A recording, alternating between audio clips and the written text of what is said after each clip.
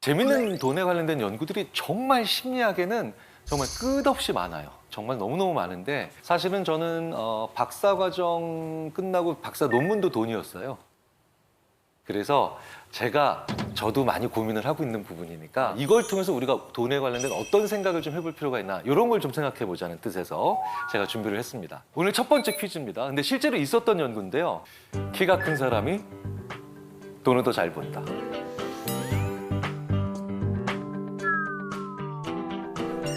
갑자기 한승현님도 갑자기 굉장히 속상해하시고 지상렬님 굉장히 지금 뿌듯해하시고 계신데 오라고 생각하시는 분 한번 손들어 주십시오. 오, 네, 좋습니다. 네, 좋습니다. 네. 자, 그럼 X라고 생각하시는 분 손들어 주십시오. 네, 좋습니다. 내리시고요. 네. 근데 윤소희님은 갑자기 막 굉장히 강력하게 X 막 이렇게 하셨는데 키가 보통 좀 큰 편에 해당하시는데도 이렇게 X에 손드신 이유가 뭘까요?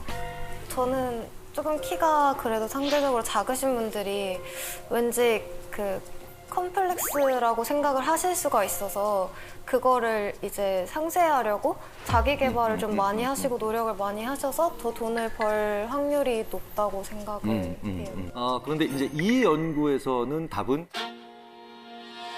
O였어요. 네, 네. 실제로 1990년에 그 굉장히 많은 분들이 좌절하고 계시네요. 네. 그 미국 피츠버그 대학의 이제 심리학과에 이레나 한손 프리츠라고 하는 그 사람이 그 교수가 이제 아틀란타 대학에 있는 학생들의 졸업생들이죠. 졸업생들의 키와 연봉의 데이터를 계속 이제 추적을 한 거예요. 네, 추적을 했는데 나이도 비슷하고 뭐 체중이라든가 사회적인 친분, 뭐 신분, 뭐 종교 뭐 대부분 뭐 거의 다 비슷하다고 봤을 때 1인치씩 커질 때마다 그러니까 2.54cm 정도씩 커질 때마다 초봉이 $570씩 높아지는 거예요. 네. 그런데 이제 이유가 중요하겠죠. 네, 이유가 중요하겠죠. 안 그러면 뭐 저도 이제 지금 뭐 키높이 구두라도 신고 다녀야 될 판인데, 네.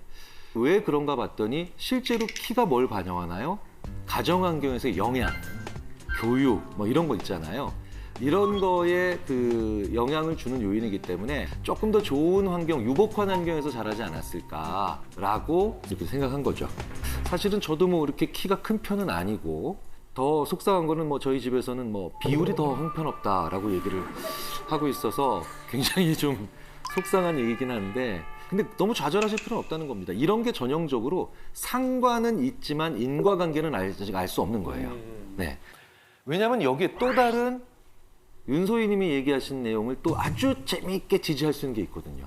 뭐냐면 실제로 아주 능력이 있거나 인품이 뛰어나거나 아니면 뭐 돈이 많다거나 이런 분들 있죠. 이분 멀리서 보고 난 다음에 키 몇 센치일 것 같으냐라고 얘기했을 때 그 사람의 키를 거의 4cm, 5cm 이상 더 높게 봅니다. 네, 높게 봅니다. 이게 더 커 보이는 거죠, 심리적으로도 커 보이는 거죠. 그러니까 자기 개발에 힘쓰는 사람들일수록 더 커 보인다는 거, 뭐 이것도 중요하죠.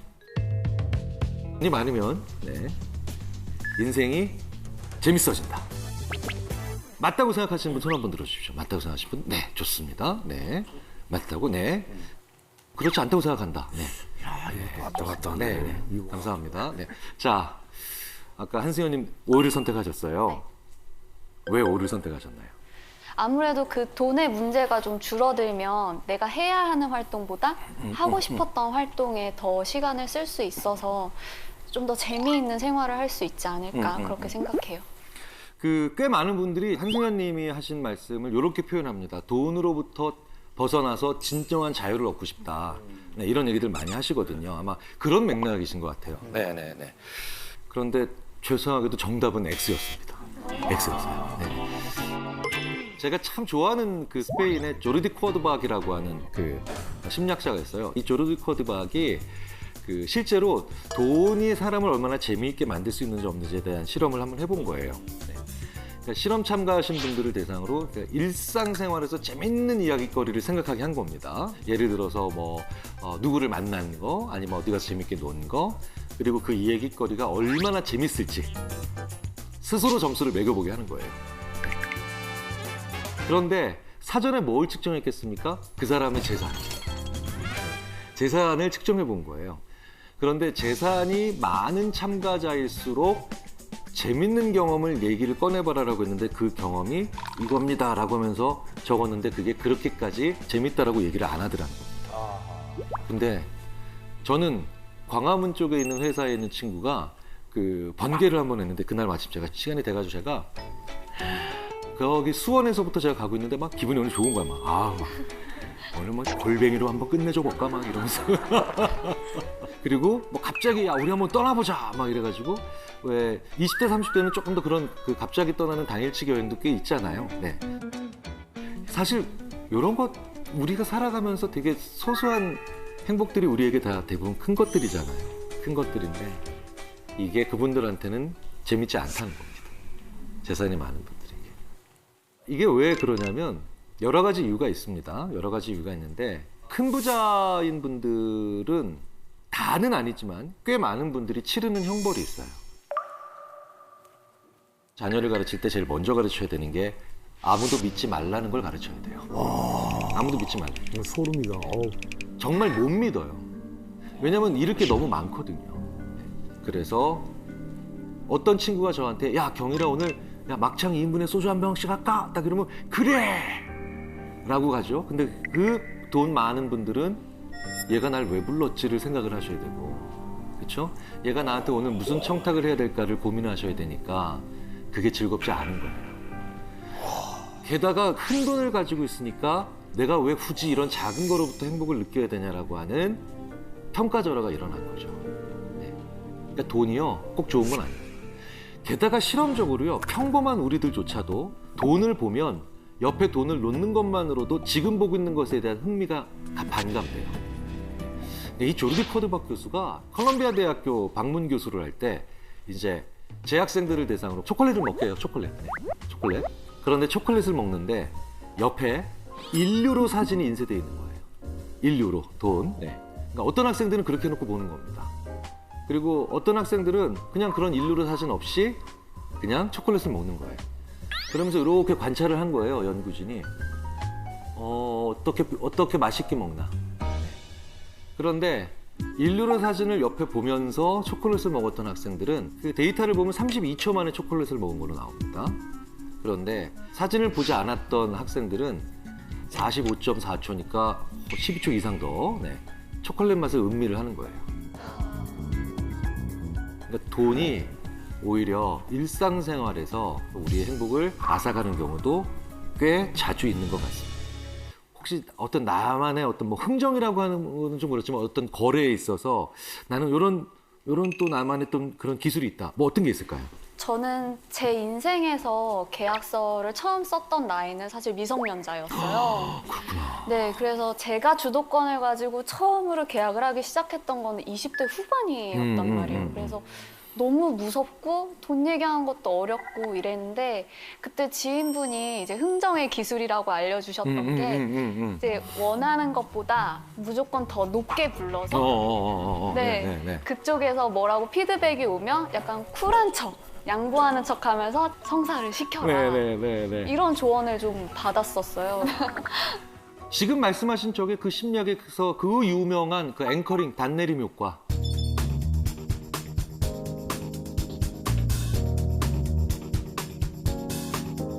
임의의 숫자라도 사람들이 잘 못 도망간다는 거예요. 실제로 그래서 왜 그 설득의 심리학의 저자인 로버트 치알디는 자기가 직접 본 케이스를 얘기를 하는데 5만 달러짜리 계약을 수주하러 가는 거예요. 그래서 5만 달러짜리 실내 공사, 인테리어 공사. 그러면은 5만 달러짜리 계약을 따러 가는 이 인테리어 하시는 분은 4만 8천까지는 해줘야 되는데 그렇다고 4만 5천은 해드릴 수 없어. 뭐 이런 생각을 하고 갔잖아요. 근데 갑자기 자기도 모르게 실수를 한 거예요. 이게 뭐 50만 달러짜리 계약도 아닌데요. 네, 편하게 말씀하시죠. 5만 달러를 50만 달러로 실수로 얘기한 거예요. 네, 그런데 그 인테리어를 발주해 주시는 그 상대방, 그 고객사죠. 8만 불에 합시다. 50만 불로부터 이게 오는 바람에. 그래서 감사합니다 하고 계약을 따는 경우도 있죠. 그래서 양심적인 회사가 최소한의 이윤만을 덧붙여서 판매하다가 오히려 반대로 공경에 처하는 그런 경우도 있죠. 실제로 미국에서 어떤 백화점이 우리는 굉장히 최저 가격으로 낮은 이윤만 남기고 합니다 라고 했는데 15개월 딱 지나고 난 다음에 주가가 3분의 1로 떨어졌어요. 왜냐하면 고객 입장에서는 처음에 한 10만 원입니다. 그런데 디스카운트 50%. 이렇게 해서 5만 원이라는 느낌이 있으면 좀 기분이 좀 많이 좀 할인됐어 라는 느낌이 있는데 그냥 5만 2천 원. 뭐 5만 원 이러니까 사람들은 그 다음엔 조금만 높여도 짜증이 나고 막 당하는 것 같은 느낌으로 오히려 뭐야 당신들 이상한 거 아니야? 이런 거를 딱 생각을 한다는 거죠. 그래서 이 양심적이지만 순진한 전략을 추진한 CEO가 바로 해고되는 겁니다. 그런데 여기에서 또 재밌는 방법이 하나 있어요. 내가 어떤 가격을 얘기하느냐에 또 다른 측면이 있다는 거죠. 지금 요 집이 있습니다. 요 집이 있는데요. 여기 계신 분들한테 이 단독주택을 판매하셔야 돼요.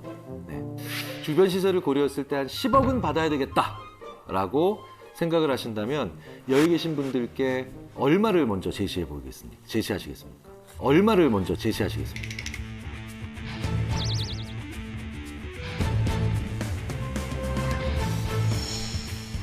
아무래도 앵커링 효과를 좀 봐야 되니까 10억이라고 볼 수는 없고 한 네. 10억 한 3천? 10억 3천? 네. 그렇죠. 10억 3천. 네. 교육이 이래서 중요한 겁니다. 네. 자, 그렇다면 윤소희님. 만약에 고객 입장이시라면 이 10억 3천을 말씀하셨는데 바로 거기 사시겠습니까? 10억 한 3천?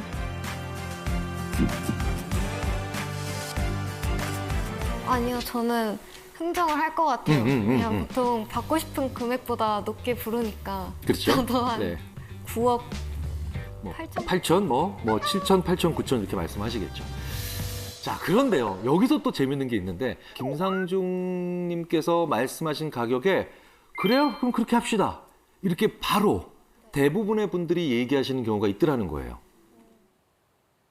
네, 그게 바로 뭐냐? 네, 이 가격은 10억 2,730만 원입니다.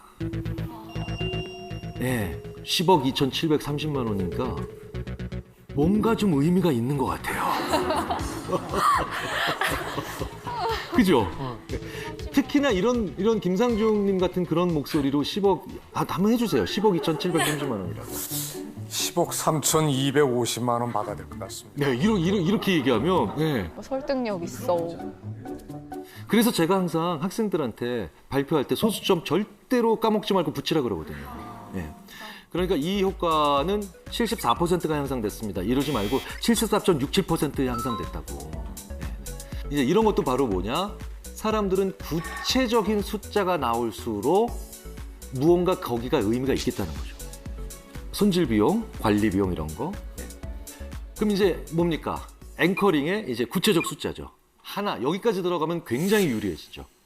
세 번째, 왜냐하면 말이죠. 그러니까 이 10억 3,730만 원에 그게 왜냐면 말이죠.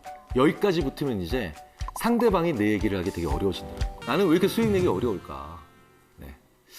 사실은 여기에 심리학자들이 많이 얘기하는 게 바로 뭐냐? 뉴욕의 택시기사 연구입니다. 네.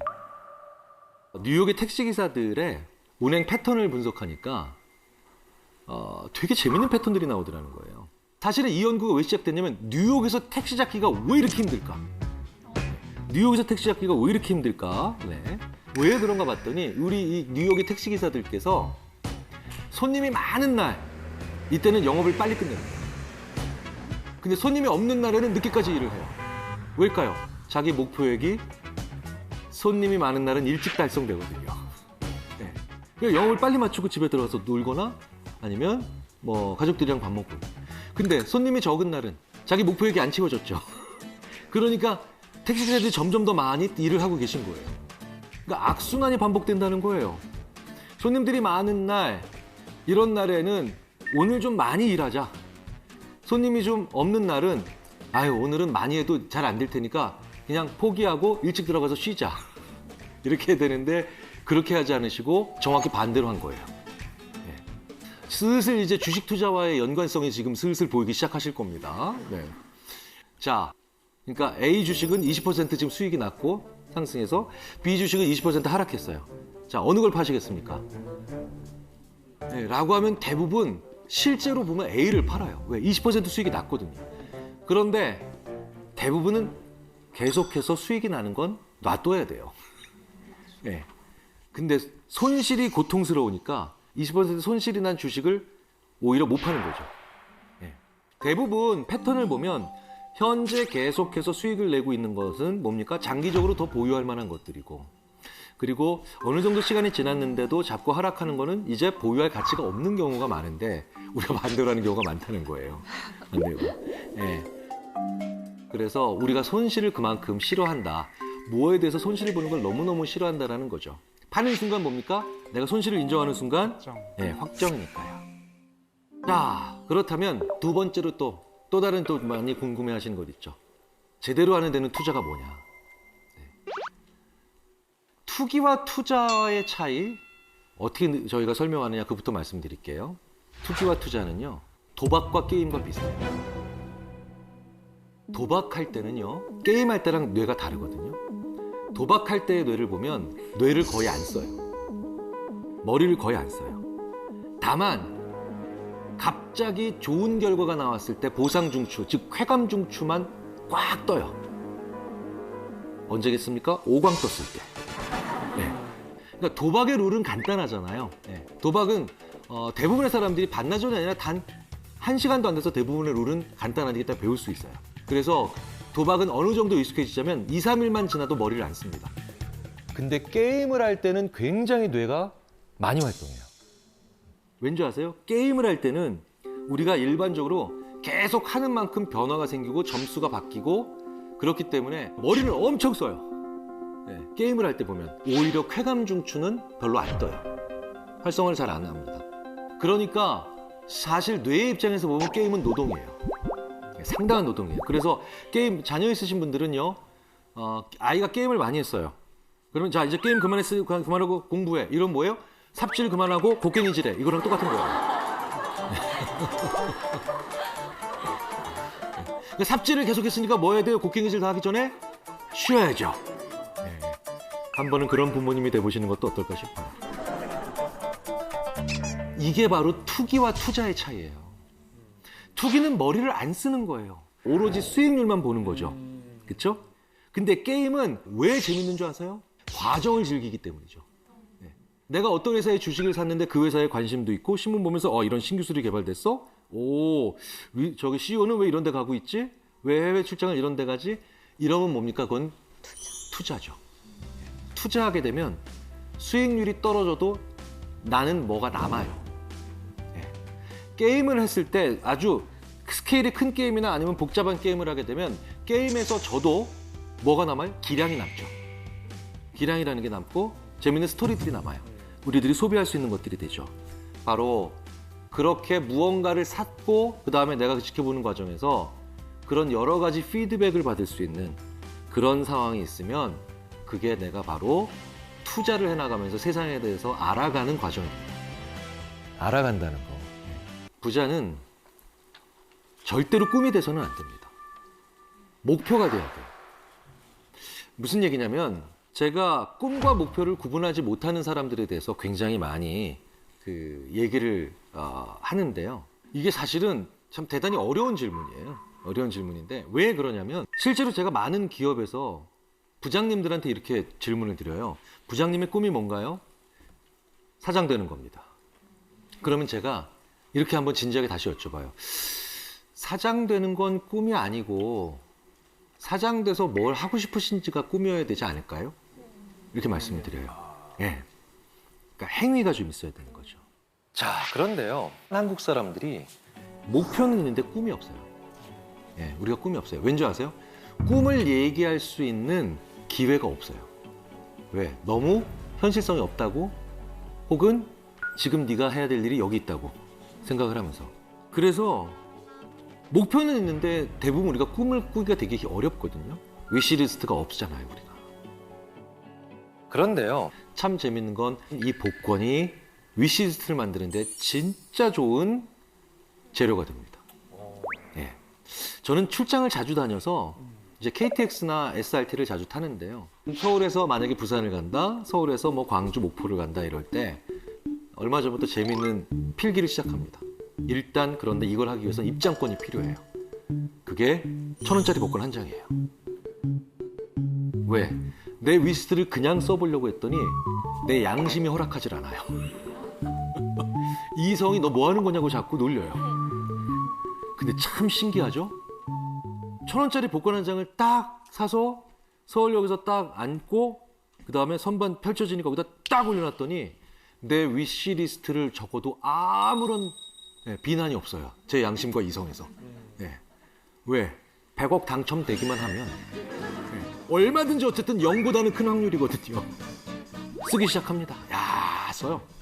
진짜 시간 잘 가요. 진짜 시간 잘 가고 별의 별 얘기들이 다 나옵니다. 더 신기한 건 내가 맞아 이런 것도 해보고 싶었었지 라고 하는 리스트들이 끊임없이 나와요. 2시간 반 동안 부산을 가는데 진짜 왜 요즘 말 그대로 순삭. 시간이 그냥 갑니다. 자, 그게 바로 확률적으로는 바보 게임이지만 복권의 가장 중요한 기능입니다. 나의 위시를 만들어낼 수 있다는 거죠. 그리고 들여다볼 수 있다는 거예요. 자, 그렇다면 오늘 한 번쯤은 우리의 가족 식사에 이 복권을 사가지고 가보시는 건 어떠냐는 거예요. 우리 가족 식사에. 우리 엄마, 우리 아빠, 나의 사랑하는 형제자매들이 있는 내 아내가, 내 남편이 있는 그 가족의 식탁에 가족의 명수만큼 복권을 한번 사가지고 가보시면 어떨까요? 정말 꽤 많은 가정에서 기적을 경험하게 되실 겁니다. 정말 재밌는 경험들 하게 되실 거예요. 저도 한번 이걸 해봤거든요. 제 아내가 그렇게 남부 스페인에 관심이 많은지 몰랐어요. 그리고 제 아내가 그렇게 스쿠버 다이빙에 관련된 책들을 보는지도 몰랐고요. 그리고 저희 아이가 음악과 미술 중에 뭘 좋아하는지 몰랐고, 그리고 제 어머니와 제 아버지가 그렇게 멕시코라는 나라에 가보고 싶어 하시는지를 몰랐습니다.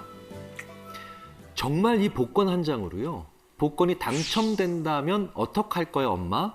어떡할 거야 여보? 라고 하는 이 대화 속에서 내 가족과 살면서 10년, 20년, 30년, 아니 내 부모님과 살면서 50년 동안 살면서도 서로가 꺼내지 못했던 현실의 제약 요건이나 우리의 양심과 이성이라고 하는 이 친구들이 이렇게 눌러놨던 진짜 내 가족의 소원, 소망, 위시들이 쏟아져 나오는 이런 신비로운 경험을 한번 해보시면 어떨까 싶습니다. 그리고 이런 걸 쌓아나가면서 우리는 돈을 버는 데 그치는 게 아니라 그 돈으로 행복해질 수 있는 그런 사람들이 될 수 있지 않을까라는 생각을 해봅니다.